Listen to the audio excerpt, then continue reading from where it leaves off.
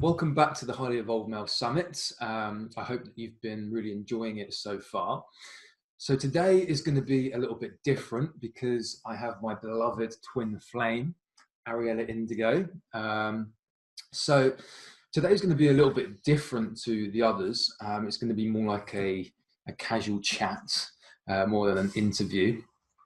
But yeah, we're going to get some good stuff out of it, I'm sure. So Ariella's doing some great work in the world, so I'm really looking forward to diving into that with you guys.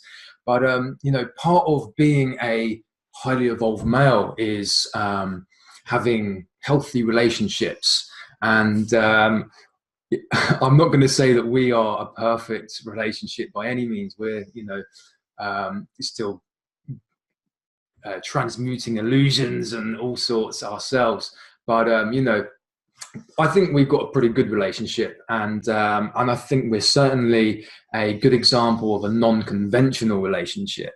So I think we should start with our stories, and seeing as I'm speaking now, I'm going to go first. So for those that don't know, I grew up an extremely shy child. I'd literally hide under the table, and when I got to high school, I developed some masks to protect myself. And I think, you know, many people do that to protect themselves. And then by the time I finished high school, I actually became a heavy metal vocalist of a band, you know, fronting this band and, you know, just bathing in the power of that, if you like. But, you know, that was a real stretch for me. You know, that was not easy. You know, I was the shyest child ever.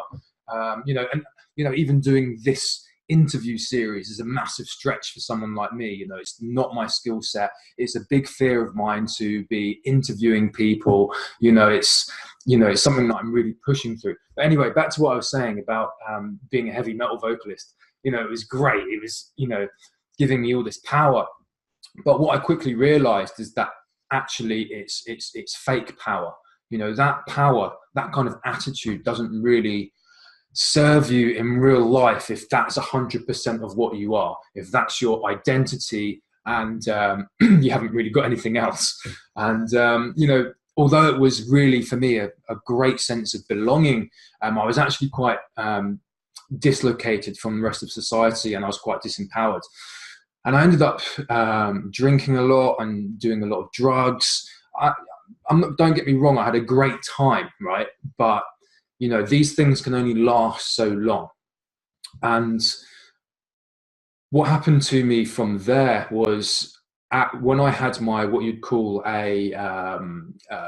the age of like 28, what do you call it? Activation or a multidimensional awakening? Yeah. So like I had an awakening. Saturn returns. Saturn returns, okay. That's what I'm getting at. So in your late 20s, a lot of people have this Saturn returns. Everybody has it, and you really have this call to action. And for me, it came in the form of a spiritual awakening. I didn't know anything about spirituality, right? And just to set the scene, you know, I was working hard in my job. Other than that, I was, you know, getting wrecked, you know, self-destructing. And I've been going out with Ariella for a year at this point. And I came home from work, and we had this smart TV. Excuse me. And at the top of the TV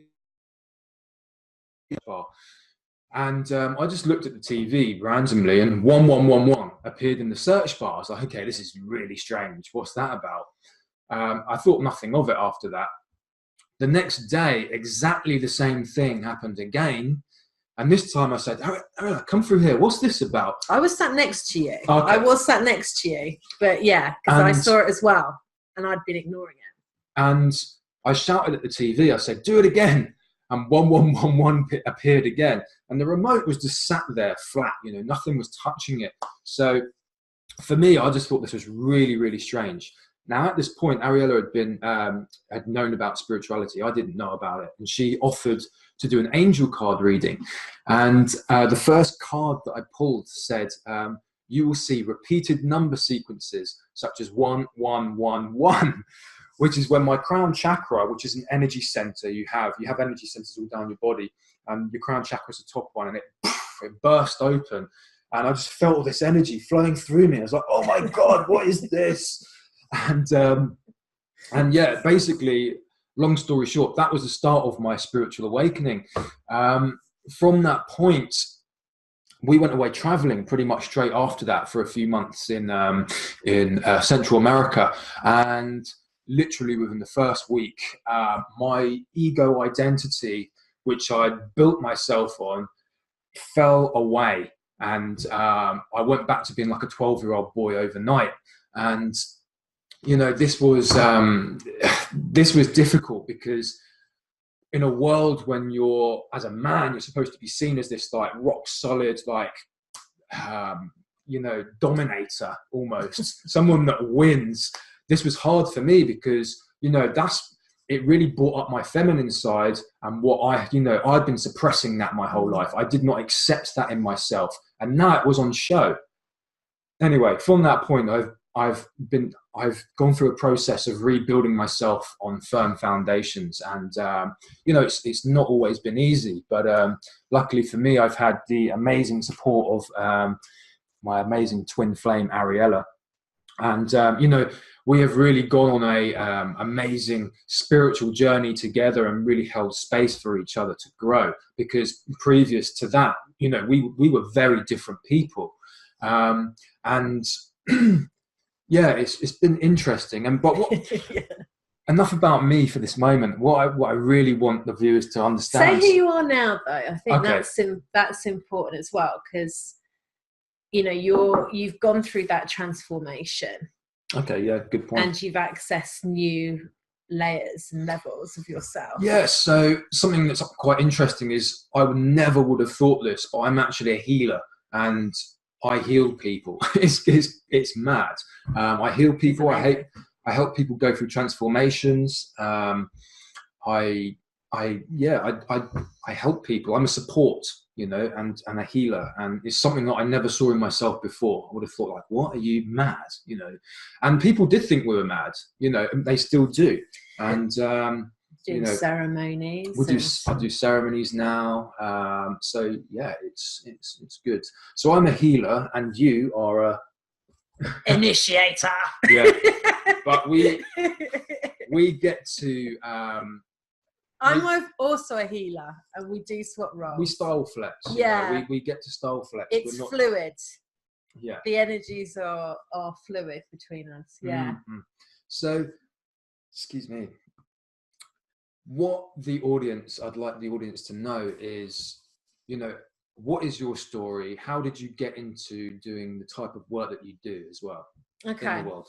Yeah. So, well, to introduce myself, so hi, my name is Ariella Indigo. It is, I'm so proud of this one because, yeah, like I think this is awesome, this platform talking about divine masculinity, you know, the highly evolved men, highly evolved humans. It's just so needed in our society right now. And as your girlfriend, your twin flame, your soulmate, it makes me so proud to see you set up here. But also, like, I know that the coding that you bring, like the new sort of coding that you like bring into the world, the new template, the new blueprints, is what he's really carrying of the divine masculine. And I think for me, and for all of the women who are watching, you know, it's for us to educate ourselves now about how to really nurture the divine masculine blueprint, the new divine masculine blueprint, so that it can flourish and it can be birthed into society. We've got quite a transition from the old paradigm, sort of patriarchal, you know, like you say, hierarchical, dog eat dog, alpha male, to a new breed of men who are being born on the planet, who are supporting and holding space for the divine feminine, the divine, you know, that's like pure feminine energy to do what we need to do to balance the scales of patriarchy. But I'm also very aware, and it's played out in our relationship, and it's something that we we are conscious of and get to work on is, you know, like it's not about the divine feminine taking over and then dominating the male, right? Disempowering, emasculating the male.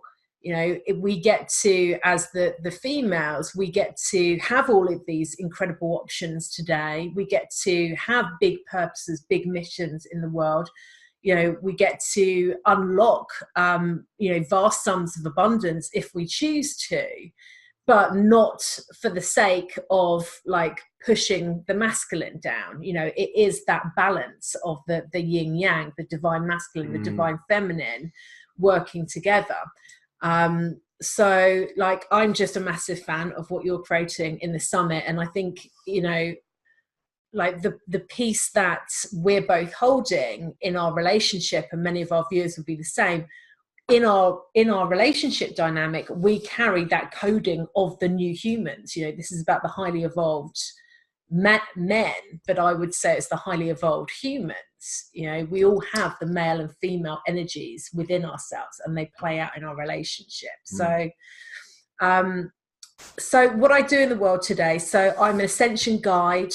I am an initiator. I take people through their shadows, like help people to go through major transitions, so that you know, and my whole life, and I'll tell you a bit of that, has been a journey of initiations, really, so that I've been able to access and unlock these higher aspects of myself, the higher blueprints that we hold, if you like, so that you can tap into your true gifts, so that you can align with your true purpose in the world. So I'm helping people to do that, to really activate their higher blueprints, and like a big piece of what I share is really helping people to step into their full creator power, to be master manifestors, and to see their manifestations in the physical realm.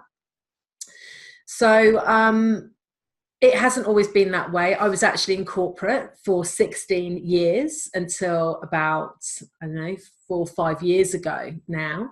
I was a high-flying business manager in corporate, working for some of the biggest brands in the world, you know, internationally, had a 6-figure salary. I was living the London sort of luxury lifestyle, which is where I met Ethan.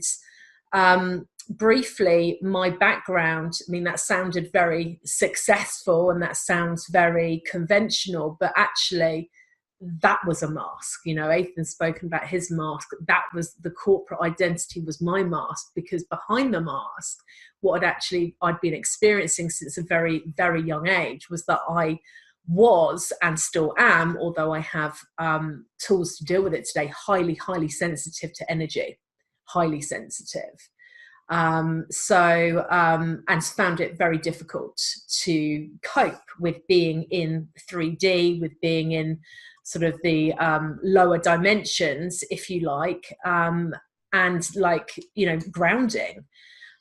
So I always was experiencing energy around me from a very young age. It first initiated with me having a lot of fears about sort of beings in my bedroom, ghosts in my bedroom. I would feel them all around me. I would see them. Sometimes I'd get messages, and it was very confusing because like my family just did not have this in their belief system. So therefore I didn't have it in my belief system. So I sort of thought it was like my imagination, you know, and that led to deeper sort of like problems, because then I started to think there was something terribly wrong with me. And I was certainly, my emotional state was certainly very disturbed, you know, behind this sort of corporate mask that I was wearing. I felt very, very fragile. I was experiencing a lot of panic attacks, a lot of anxiety problems, which I masked in many different ways. But, you know, at one point I would be having sort of 5 panic attacks a day. I was agoraphobic for 6 months of my life. And, you know, I was given those labels of mental health labels.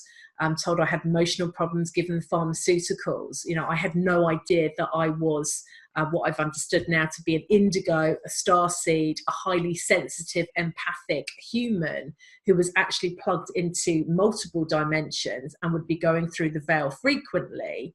I had no idea I was a natural channel. Yeah, so it's something that I do in my work today. But it was very frightening growing up. It was very, very frightening having all of these visitations and not believing in what I was seeing and thinking that I was crazy. So it led to a lot of things for me. You know, it was the classic. I turned to alcohol as a way to cope with the way that I was feeling. I turned to drugs. It was very self-destructive, you know. So both Ethan and I come from that place of, you know, for me it was really like, you know, let's escape. You know, let me escape my physical experience here. And do whatever I can so that I don't have to feel the way that I feel inside. So I hit rock bottom when I was 29. I went into Alcoholics Anonymous, which was like the best decision that I made for myself at that age. I got sober, I got clean, and it was my first doorway. It was my Saturn return. So you've heard about Ethan's rock bottom. It was my Saturn returns when I was 29 that I rock bottomed, went into AA. It was my first connection with a higher power, which was just so healing for me to have that connection. It was so soothing. I didn't know that I was actually a deeply spiritual person. And it didn't fit my ego from before, you know, like spirituality. It wouldn't have been something I was sharing with my friends down the pub, you know. So but secretly I really wanted to explore my spirituality. So AA gave me the opportunity to do that. For people who don't know, it's a very spiritual program. You know, all the steps of AA are about our inner work and spiritual sort of development work. And I was praying every day, meditating, and it was phenomenal. I had this incredible fellowship around me. So that sort of started this huge journey of healing for me. Healing and transforming, lots of different types of therapy, like what's going on inside of me, the family of origin work, you know, really exploring myself deeply now that this, you know, this mask of alcohol and drugs and destructive behavior had been removed. It was like, okay, let's actually start getting to know myself properly. So yeah, I mean, that was an incredible turning point for me. There were some initiations after that. I actually left AA. It was a real inner calling for me to actually find my own inner authority. And I certainly don't recommend this path to anybody, but it was like a rite of passage for me to start to learn to trust myself again. And actually, instead of praying to an external authority, to reconnect my own inner authority with like source guidance, basically. So, and then Ethan has described this incredible sort of magical experience that happened when he saw the 1111s on TV. And like he said, we've been together for about a year at that point.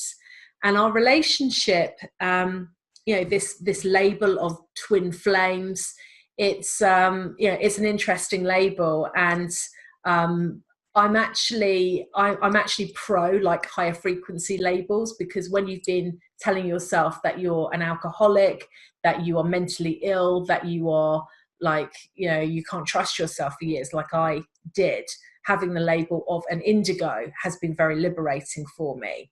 But also understanding what actually is energy and how the masculine and the feminine polarities can start like activating each other, which is really what we're talking about with twin flames. You know, we have a deep soul connection.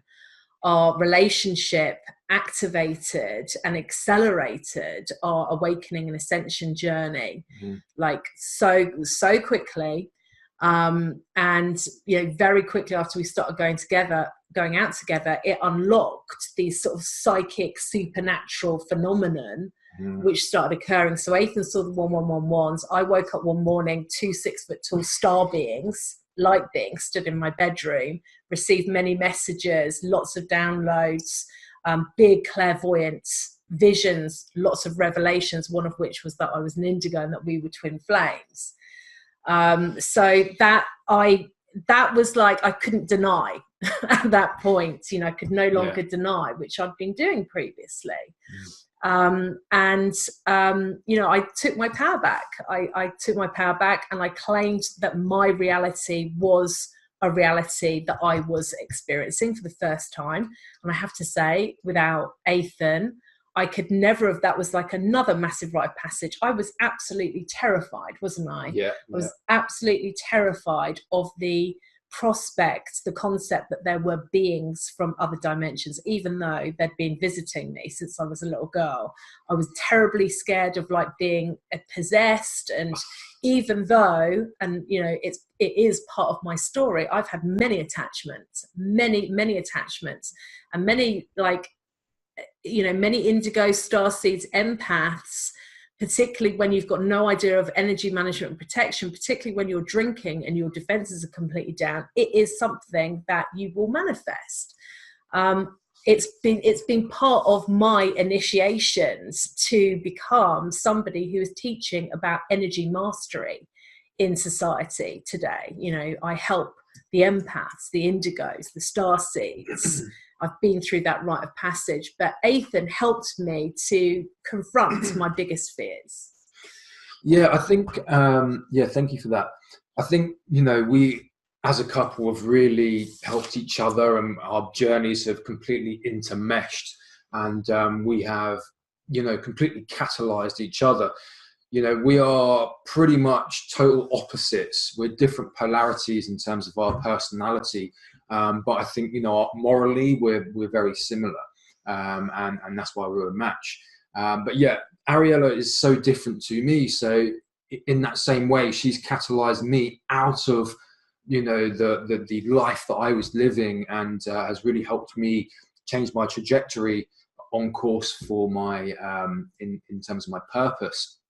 But let's take this conversation kind of a little bit more back to the masculinity, and you know what that is in you know, that kind of, you know, what it's to be a highly evolved male. And my question to you is, how has unhealthy masculinity affected you in your life?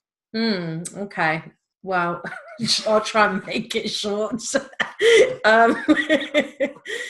And then I will caveat that my perception, my truth is that whatever is happening externally to you is a mirror for what's happening internally. So actually what was going on with me is that my internal masculine and my internal feminine were at war.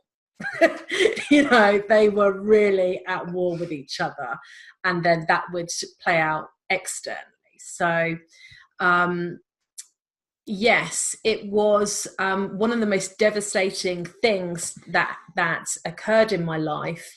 And I know that I create my reality, so I know that I chose it and created it, but it was still very, very devastating when my parents split up when I was 18.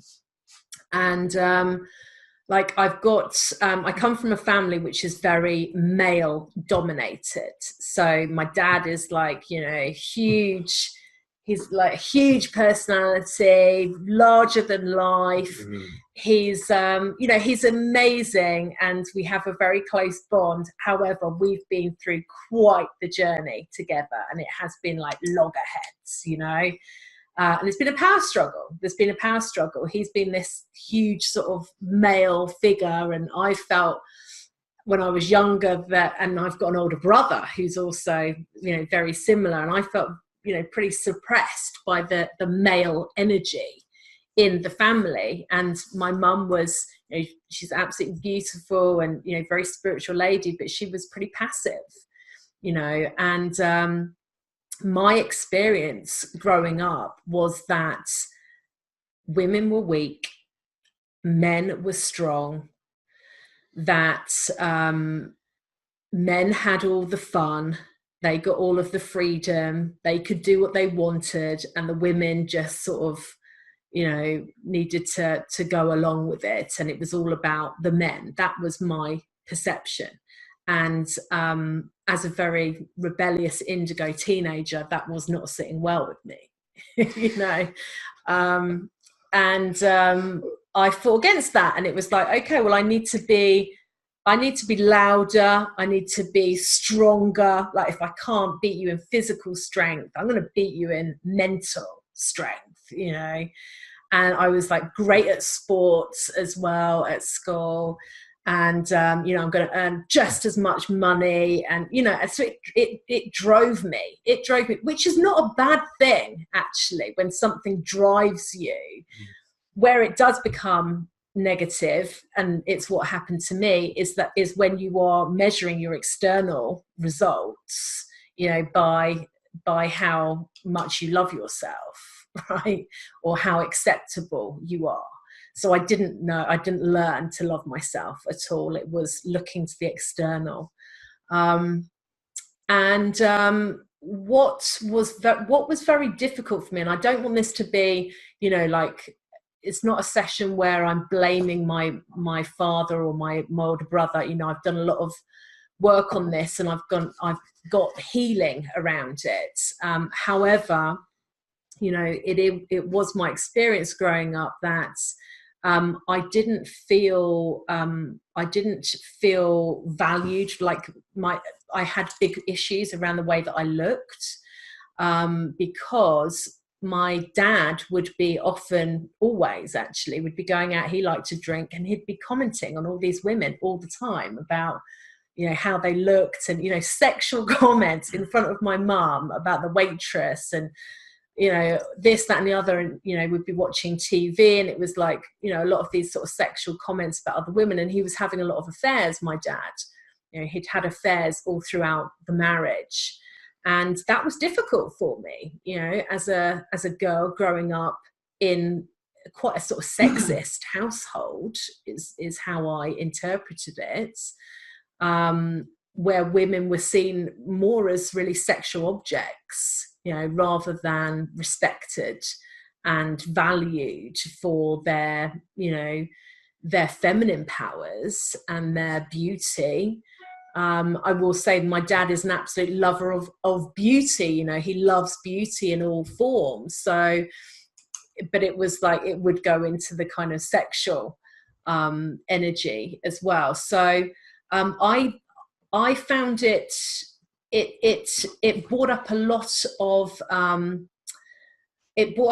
of challenges for me around accepting my own beauty, because my dad would often be commenting on these like tiny little women, very petite, very slim, sort of, completely different physically than me. I'm tall, I'm 5'10", I'm a big person.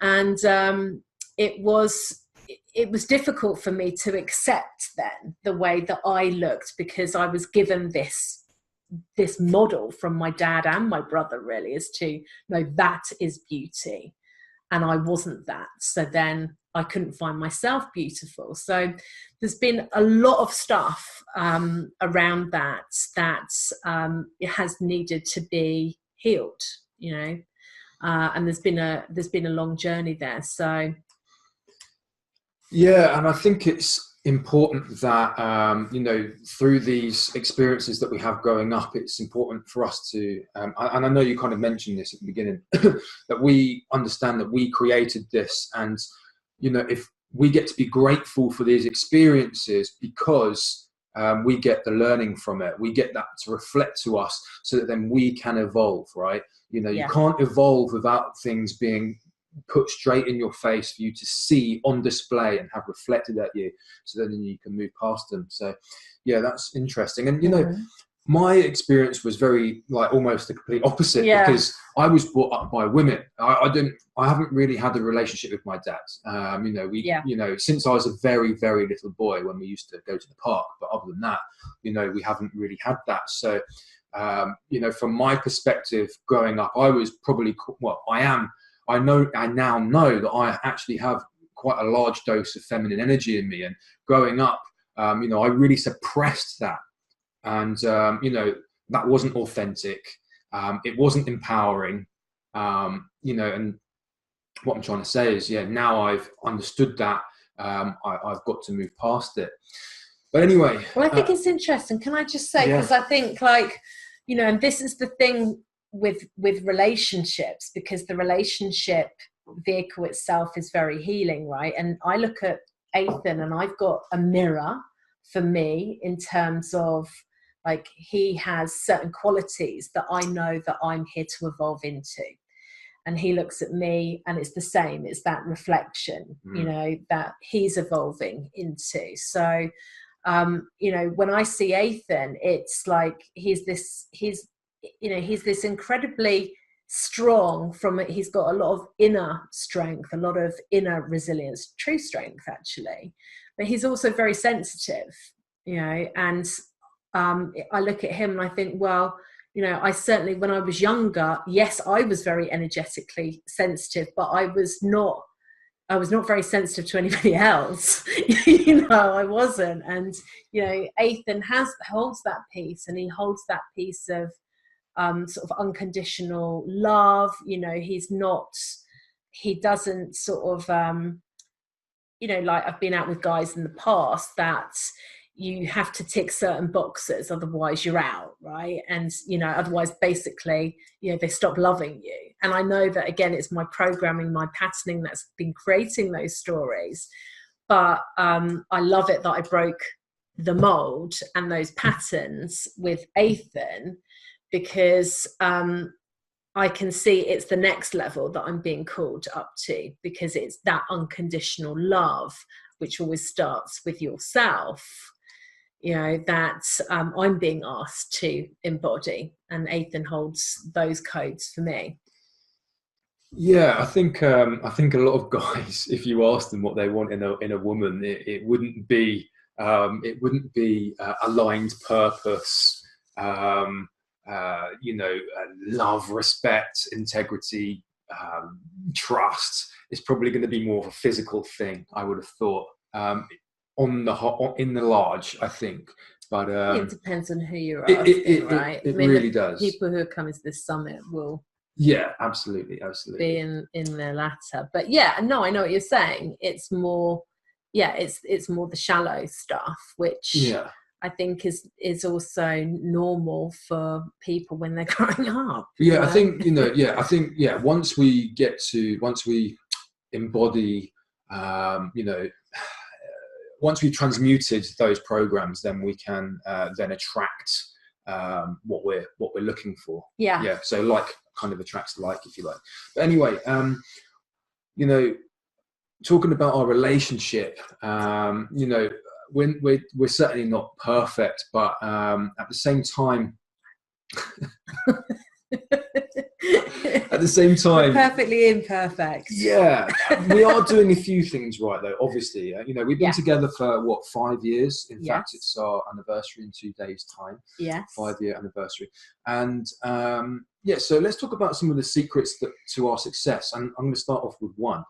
I personally think this is a great one, and especially for the men in the group. When you have arguments, when you are receiving blame from your other half, there's a couple of ways you can go about it. And one is react. And us men, we're kind of programmed, we're conditioned to react, and that's where our power traditionally has come from dominating, from winning and all of that. But I can tell you now that does not work in a relationship with your missus, because you'll end up, if you're not having a verbal war, then you'll be having a punching war, and where that ends up, prison. So that's not a good way to do it. So accountability is so key, really taking some time to go within, think about what's happened, and claim what is yours. And through that process, you'll be able to increase your consciousness and raise your vibration and your frequency. So that's a really good one that I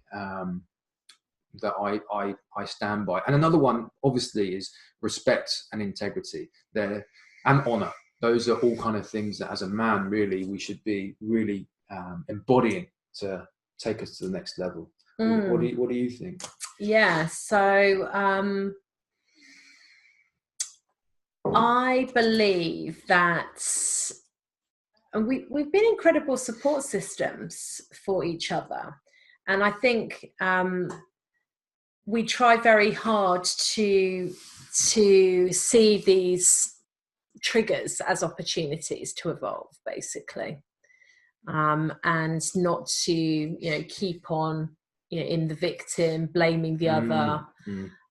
It's like really owning what we're creating, and I think that is, if every single person on this planet could own their own creations, we truly would have a very powerful race of beings, because it's only through claiming that responsibility that you can ever transmute any of those patterns.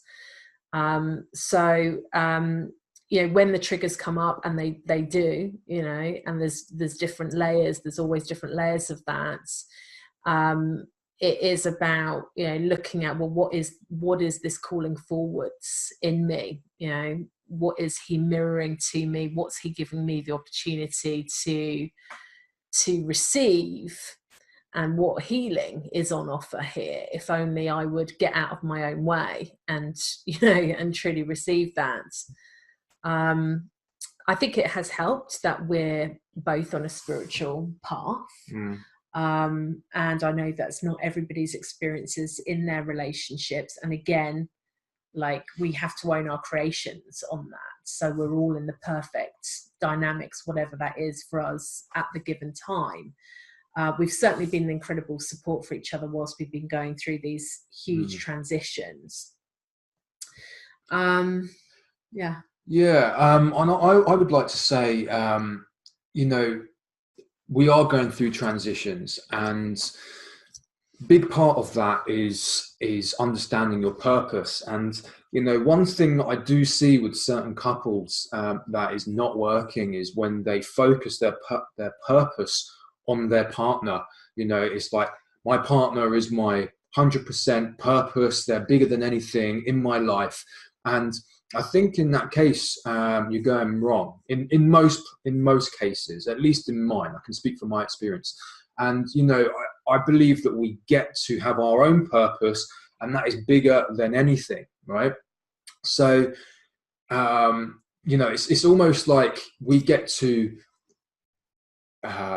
hunt, if you like, that purpose, like life and death, almost like chivalry.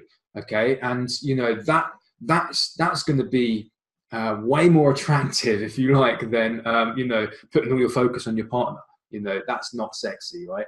But on the other hand, if you can serve your partner, your missus, like a queen as a king, then that's an amazing thing. If you can master that, then you can master the world, which means that you can master your purpose and more. So come away from just like focusing and being codependent on your partner, and really focus on what it is that you are here to do in this world. What is your mission? And just go for it 100%. I think that's awesome. And what I'd like to add is, I think it's important as women that we take responsibility to empower ourselves to up-level our inner masculine, inner divine, inner feminine energies to their divine counterparts. So, like, I've certainly invested a lot of time, a lot of money. I have coaches, mentors that work with me to really help me to step forwards and be, he mentioned the king queen. So, I've got to step into being a queen as well. And part of that is empowering my man to be a king and to win for me and, within our union. So there's many times that we could have walked away from each other in this relationship. Every day we are re-choosing each other, which hasn't always been easy. Excuse us, the dog's barking in the background is part of working from home and having, so if you hear any noise. But we choose each other on a daily basis, and we choose to empower each other and to hold space. That's been a big thing for me. I'm 8 years older than Ethan. So, just from that point of view, there's experiences that I've had. I'm at different stages of my development, right? And I've seen this guy's incredible qualities, and I also know it's a journey, it's a rite of passage that all of us are going on. You've heard of my own, walking through many, many shadows, many, many fears, and I continue to do that to unlock these higher blueprints, these higher aspects of myself. And what a big breakthrough is that I had, last year, was that I need to, as a queen, to hold space for my man's transformation, and because before it was okay, basically, if this isn't done in a month, then, and it's that's so unhelpful, and it's so demasculating, and it's so disempowering. And actually, there are other ways that I can empower my man to win for me, for himself, for us, and have a beautifully intertwined purpose and mission in the world. Yeah, I think that's a really good point. Holding each other high is a real massive thing. If you can't do that, then you're not going to get very far. And especially going through transformation, right? You're going to have issues come up. You're not going to be perfect. So really just holding space for that and allowing that person to go through their transformation is a powerful thing, and it's a really key piece to holding your relationship together. So let's move on to this next bit that I'm thinking about. So many of us, whether you're a man or a woman or whatever, we all experience blocks, we experience challenges in our life.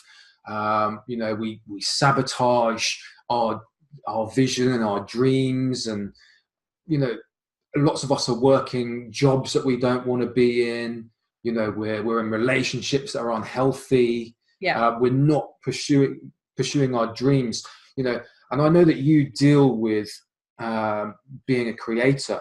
Tell us how you can be a creator. Tell us about that. How you can step into your creative power. Well, it's from what you've just spoken about. The only way that you can step into your full creative power is by going through the illusions. There's no way around them, your own creations. So if you have created a situation in your life, like I did before, where I was in corporate for 16 years, the last 7 years of my corporate life, I'd hated it. I was just doing it for the money. I was deep in scarcity, deep in lack. Well, I didn't get to just sort of transcend that overnight and jump into a purposeful career or into my creative power. I had to go through my illusions and through that fear of, am I going to be on the streets? Am I going to be homeless and in some terrible state? I mean, I actually, as obviously because you were on the journey with me, I left my corporate career. I sold all of my stuff, my luxury London flats, and we lived in a caravan, a trailer, right, if you're in America, for 2.5 years, as I was upskilling myself and really holding space to understand what the hell it was that I'm here to do on this planet. Some of those moments were pretty scary, right? Yeah, were pretty scary, where it's is this, it was a lot of freedom, first of all, don't get me wrong, but your freedom then becomes another prison. And I got to explore what being poor, really was like, and the limitations that come, and how you're in survival mode, just pure survival mode, when you don't have, enough money to barely put a roof over your head, right? So what I'm saying, and I'm using my story as an example, I had a lot of lack consciousness going on. You wouldn't have thought that because I was earning 6 figures in corporate, but that's kind of why I was so driven to do so well and to, you know, be a six-figure business manager because I had a lot of lack driving me. Well, you know, the way that I transcended that was to walk through those illusions. And I got to do that from a rock bottom place, living in a caravan and being very nearly bankrupt. And I got to see how powerful I was as a creator when at that point of, you know, very nearly going bankrupt, somebody offered me an opportunity to jump into a program, which was like the perfect program that I was looking for at the time to help get my business off the ground. But it was going to cost me like £8,000 or $10,500 to do that. And I did not have that money. And I got to see what a powerful creator I was by staying in that stretch, getting very creative, getting very resourceful, coming up with the initial payments to do that. And then like 4 months later, you know, 30 grand later, and we're moving into a house. So, you know, you are invited to step into your creative power. You need to go through your creative initiations, you know, and that is going to be different for everybody depending on what your blueprint is like, your creator blueprint. So, you know, we have to transcend and go through the illusion is the short answer. And there are people that can help us to do that in different ways in society. I get to hold the piece around helping people to like go through spiritual transformations, helping people to unlock their higher blueprints and really activate their creator codes. What I'd love to do, if it's okay with you, is just share my free gift with the summit viewers, because I think it's a good time to do that. So going from somebody who was very energetically sensitive growing up, having all these attachments, having the low vibrations, because of the journey, the initiation that I've been on, I now get to receive the high vibrations, which is very nice after going through many stages in my ascension journey. So partly what I'm doing on this planet is I'm a channel for these Hebrew creator codes. So I work with a collective, a multidimensional collective, many different alchemists, many different master geneticists who are actually activating people's creative blueprints so that they can access their latent gifts, to help them align with their purpose. And also I work with these 22 creator codes. Each code has different properties. There's a code for absolutely everything. And my free gift is to upload creator code number 9 into your blueprint, into your DNA template. And this code it's the most powerful code of the whole of the system. It's like dragon, serpent, energy. And what it's amazing for is helping to transmute those blocks. To bring them up to the surface so that they can be transmuted, so that you can go through these challenges, these initiations that you set yourself, so that you can ultimately unlock the higher frequencies, the higher blueprints, the higher gifts that are available to you. This code also helps to unlock the properties of clairaudience and claircognizance, so clear knowing and clear hearing. It's a very spiritual energy, and it's going to help to like plug in your intuition more into your source. So click on the link that Ethan is sending you today, and you can download that for free on my website. And I'd love to hear how you get on with that and what it transforms in your life. They're very, very powerful. And just finishing, can you tell the audience about any opportunities that you have where they can, be involved in one of your programs or anything like that? So the thing that I've got coming up, so when this is perfect for when this summit is being broadcast. So, and Ethan's going to be there as well. So we're out in Sedona in Arizona. Many of you will know that is a stunningly beautiful place on our planet. It's a high energy hotspot. And we're there on March equinox, so spring equinox, the 20th of March this year, 2019, for 4 days. And I'm holding a retreat or it would probably be better called an event, basically. And it's really the whole of the retreat is about helping people to step into their full creator power. So I've got many new teachings on this subject, multidimensional teachings that many people won't know about in society, about how to really start manifesting results into your physical reality. I work with these creator codes, and I work with my collective, the team that I work with, and we activate your blueprint. So really helping you to tap into these gifts and to align you with your higher purpose. So it's going to be a series of circles, ceremonies, rites, initiations, rituals.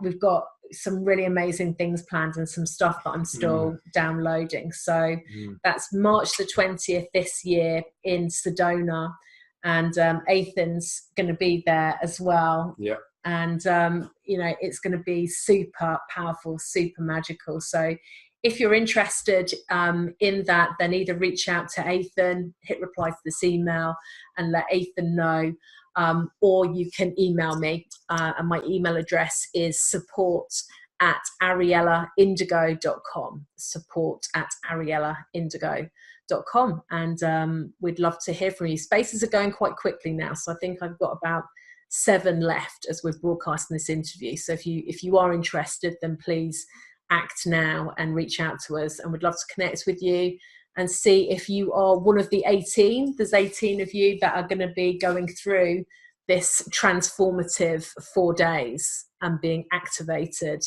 in the energy of Sedona. Wow, thank you. It's going to be great. So I highly suggest it. But thank you, Ariella, for being here and giving this amazing interview. Thank you, my darling. Love you. And thank you for watching. And tune in for the next one. We're going to have some great speakers. Love and peace. Namaste.